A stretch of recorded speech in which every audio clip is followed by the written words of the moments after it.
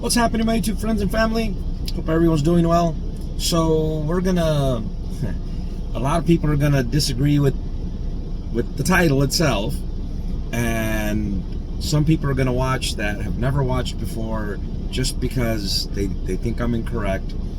After the intro, we're gonna jump right into the FMCSA regulation that covers it, and then we're gonna go to the guidance, a frequently asked question, where some of you think what you're doing is legal, but it is not. So we'll get that out of the way to get the naysayers to watch the part that interests them. They'll move on, and then in my typical long-winded fashion, we'll jump into why I'm making this video. A friend of mine recently had a pretty bad loss, and it's basically putting them out of business and possibly even the carrier they were leased onto. Stick around.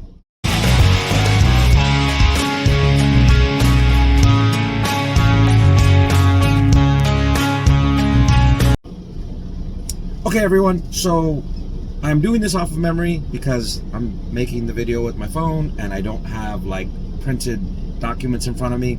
But what we're doing is we're covering the CFR that covers financial responsibility. So for those of you that aren't aware, a CFR is the Code of Federal Regulation. When Mr. DOT on the side of the road writes you a violation, they are going to note the CFR, Code of Federal Regulation, that you are in violation of.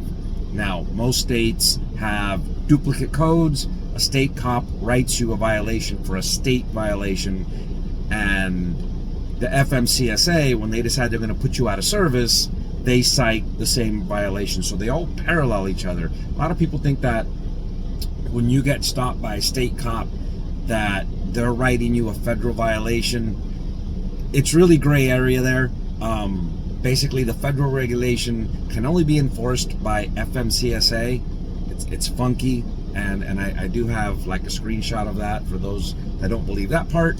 Anyway, so that particular CFR, which is 387.7, financial responsibility, states that no motor carrier shall operate a commercial motor vehicle until the motor carrier has obtained the proper and adequate financial responsibility. Basically means the trucking company that has the authority has to get the policy. They are responsible for it, not a lease-on operator, not a third-party company, no one else, okay? Everyone believes, oh, well, if I'm my own owner-operator and I have my own insurance because I'm aging my authority, I can name the carrier as an additional insured, and that covers it. No, it does not. And in fact, if I post this up, you'll see that the question is asked, you know, if a leased-on owner-operator, they don't call it that way, they say leasee and leaseor, but basically what they're saying is if the motor carrier receives a copy of insurance, MC90, where they're named as additional insured, has the requirement of providing the proper insurance coverage been met, and below you see the answer is no. Only the motor carrier with the authority can get the insurance. I'm posting it up here, covering myself up. That should answer the question for those of you that think you can do this. Okay, so by this portion of the video, people that were really only interested in, you know, what's he talking about? Is there actually a code that proves or disproves that? You know, those people probably aren't watching the rest of the video. They're gonna either call their compliance guy or they're gonna call their insurance company, because this guy on YouTube probably doesn't know what he's talking about. Those people are gone. So I'm going to share with you why I'm making the video and what kind of really brought this to light in my eyes and why I want to share it with you. Someone that I met back in the oil field, the guy was he ran a flowback for a pretty large company that does these things. In fact, they're probably one of the largest names in that business, but I can't say the name because they're still pending litigation. So this guy used to work for them. He had a CDL because that company required it for this position. And you've seen the trucks when they're moving from one place to another. They're usually in a caravan, but every once in a while they have other equipment that needs to get moved. And this guy, because he worked for them, knows people. He knows the right people, okay? And so when oil field dropped a few years ago, he went and did another job, but the whole time, even when I knew him back then, he wanted to get into hotshot.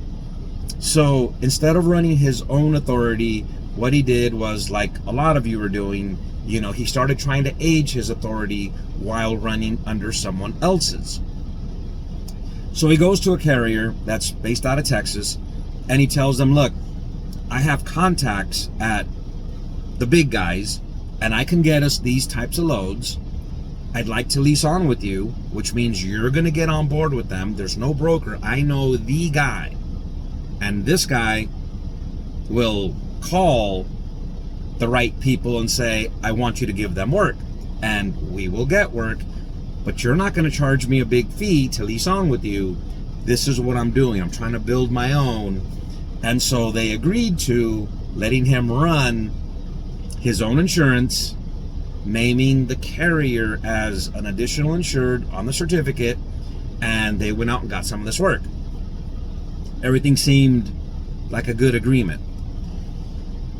So for this story, for this event, incident, as they call it in the industry, what happened is he got himself a power-only unit from somewhere in South Texas that will not be named up into the Dakotas, which for him was, you know, a nice long haul, plenty of miles on it.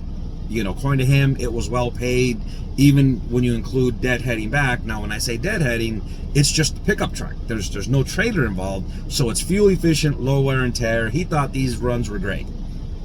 So a few months back, he's taking this load up into the Dakotas somewhere, and he hits black ice on the way, spins out, damages the trailer, damages some of the equipment that the trailer has built into it so they can do this work.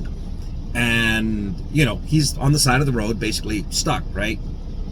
So a local trooper or highway patrolman, whichever they use, they call them different things in different states, roll up on him, and because he's a commercial carrier, he tells them, look, you know, we're real busy right now. I'll send somebody else to come take care of you and get a report, yada, yada, yada.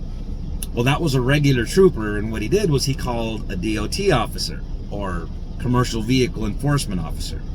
So that guy shows up, and, you know, had it been like a little fender bender and the weather hadn't been bad and everything else, a regular trooper might have just done a generic accident report, and the two parties exchanged insurance, and probably nothing would have happened. But since he's stuck and he needs to get winched out, and it's a commercial truck, they called a commercial vehicle enforcement officer, what we refer to as a DOT, right? So he comes out and asks him for all the documentation: driver's license, insurance, registration, you know, your manifest or bill of lading, right? So he hands everything over, and immediately the cop notices that the truck is registered and insured in a different name than the BOL. So he hits him up, hey, you know, what's this discrepancy here? So, oh, well, I'm leased on. So he pulls out the lease agreement. For those of you that don't know, a lease agreement is technically a contract, okay? It's a contract between an owner-operator and the carrier. And in that contract, it states everything. It's not just that this vehicle is authorized to run under our authority. It names what percentage of the rate you're going to get. It names what split or who gets, you know, fuel surcharge, truck order not used. Everything is in there, okay? Including what the administrative fees will be, basically the part for the carrier, and insurance costs and yada, yada, yada. So in the section of insurance, it stated that the owner operator's to provide his own. Now, as I've shown, you know, on the previous pics, that is not legal. The cop caught on to this. So the cop told him that he was putting him out of service. And, you know, my buddy's like, well, what do you mean out of service for what? You do not have insurance from the carrier. You have your own insurance, which is not legal. So the cop allowed them, once they winched him out of the ditch or whatever he was in, the cop allowed him to disconnect his truck and drive off. He had to leave the trailer there. The trailer became a whole nother issue because now it's been impounded by the state, and it's in some tow truck company's yard. And now remember, the trailer doesn't belong to them. The trailer belongs to the client.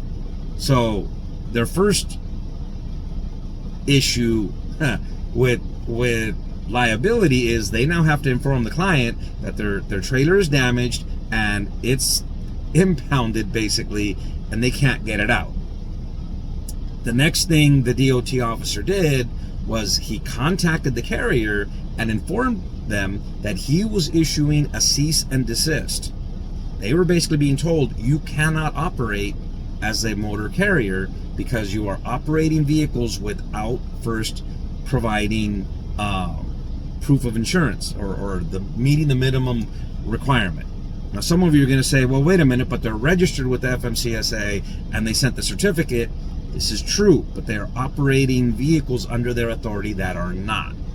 And so this cop took it one step further, and he went and filed a complaint with the state of Texas Department of Public Safety with their commercial vehicle enforcement division is what they call it, and told them they have owner operators crossing state lines without having them properly insured. And we've notified FMCSA, so that carrier had on their safer site, it said suspended. And so what happens is even when they come give you a new entrant audit, if they find stuff that's not acceptable, they put you on a suspension for like 21 or 30 days. I don't remember. I've not been through that.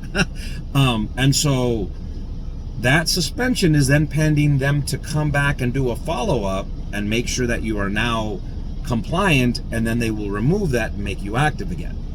And so they suspended the authority. When Texas finally contacts this carrier directly, they make an appointment to come down and do an audit, but they couldn't be there for 2 weeks.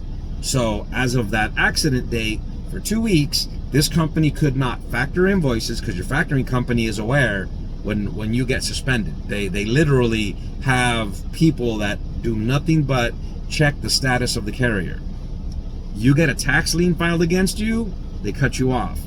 You get your authority suspended, they cut you off. Most factoring companies actually ask to be named as a certificate holder, so if your insurance gets revoked, they cut you off. They don't put any more money into your company with the expectation of you're not going to be able to get yourself paid because you're suspended, you're whatever, right? So, okay, the guy can't bring in money now, the carrier. Turns out he had like 13 owner-operators and only one truck of his own. I get what he's doing. You know, he's running one truck, he doesn't make enough money on it, so he's thinking, I charge other people 20%, that's more than you profit with one truck, and all I got to do is do the admin part. So I put my wife at the house doing the invoicing and the factoring and stuff like that, and we're making 20% off of carriers when we can barely make 10% on our own. The problem is they were not as familiar with the regulations as they should have been, and now they're out of service. They can't pay their owner operators, and a couple of them even got put out of service because once that officer reported to the FMCSA that he had found this insurance issue and they suspended the authority, the next time you pull through a scale, even though you think they're not really paying attention to you, the little cameras on the side as you're pulling through, they're reading your DOT number, and those things are automated. Someone doesn't even have to punch in the number anymore. Those things pick up your US DOT number, it washes it through the system, and then it throws it up on a separate screen when there's an issue. In this case, they're suspended. So they had two trucks out, on the road, probably far from home, got pulled in and were basically parked. This developed into quite the issue for them, aside from the legal issue they now have with this oil contractor, because there's damaged equipment that insurance companies now do not want to pay for.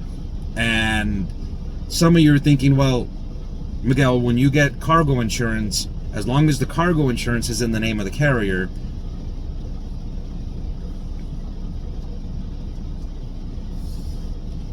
sorry about that, had a phone call coming in.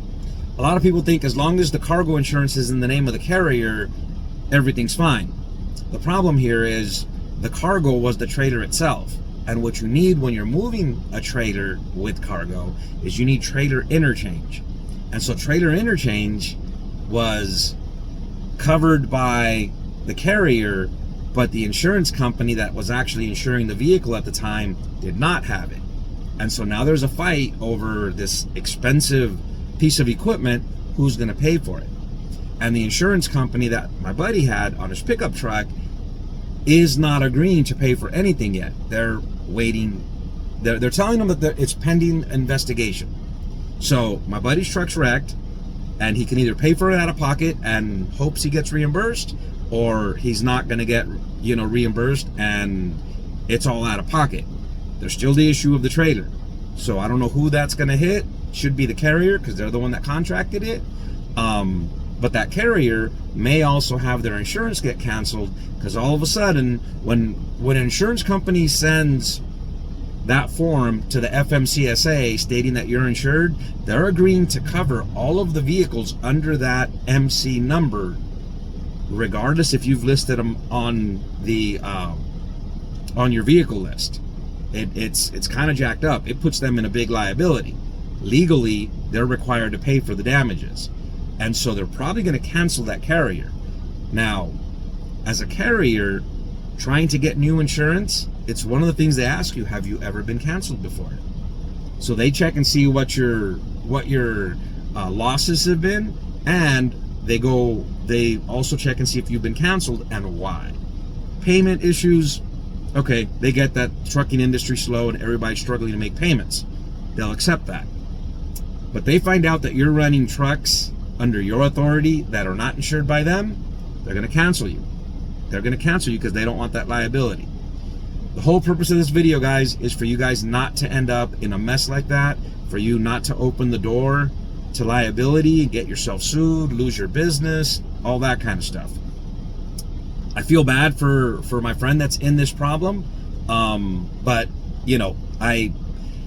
I talked to him when he was first starting out, and I kind of told him what he should do, and he went kind of a different route. I do believe that a new carrier, a new owner-operator is better off leasing on to a company.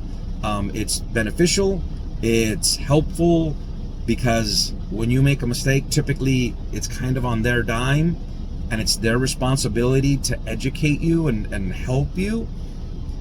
A lot of people jump straight into being a carrier without knowing anything, and that's what I think is really hurting the industry, especially the insurance side of things. These insurance companies are seeing a lot of wrecks from new carriers, and then, like in the case of these people, they took it one step further. Not only did they not understand the regulations, but they went and involved other people and made their misunderstanding of the rules, they magnified it by adding another 13 trucks.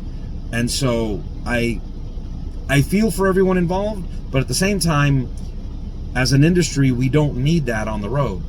If they go and crash into someone and the insurance denies it, and they call it kind of like you're an uninsured driver, the people they crash into are probably going to get their insurance policy canceled also. Sad to say, but that does happen. It happened to us on a personal level. One of our drivers was going home, and someone crashed into him, which was uninsured. The insurance company paid, but then 6 months later, they didn't renew him again. It's just those types of deals. Anyways, guys, I hope you learned something. I hope this is beneficial to you. This is it's kind of critical for us in this business to be aware of how we expose ourselves to liability.